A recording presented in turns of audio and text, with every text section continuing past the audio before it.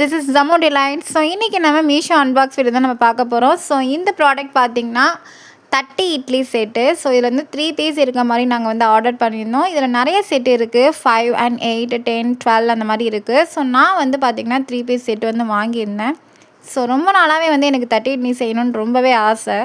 So சீப்பாகவும் இருக்கணும், பெஸ்ட்டாகவும் இருக்கணும், and affordable ப்ரைஸாகவும் இருக்கணும். ஸோ அதுக்காக நான் செலக்ட் பண்ண பிளாட்ஃபார்ம் தான் வந்து மீஷோ ஆப். ஸோ மீஷோவில் நான் இதை ஆர்டர் பண்ண உடனே பார்த்திங்கன்னா அதில் உள்ள அந்த செட்டு எப்படி நம்ம ஓப்பன் பண்ணணும், அண்ட் ஆல்சோ எப்படி க்ளோஸ் பண்ணணும், எப்படி நம்ம செட் பண்ணி அதை குக்கரில் வைக்கணும், எல்லாமே நான் அந்த வீடியோவில் வந்து நான் உங்களுக்கு காமிச்சிருக்கேன். ஸோ இதை செக் பண்ணிக்கோங்க. ஃபர்ஸ்ட் வந்து நான் வந்து 30 இட்லி தான் செஞ்சேன். ரொம்பவே சூப்பராக சாஃப்டாக வந்துருந்துச்சு.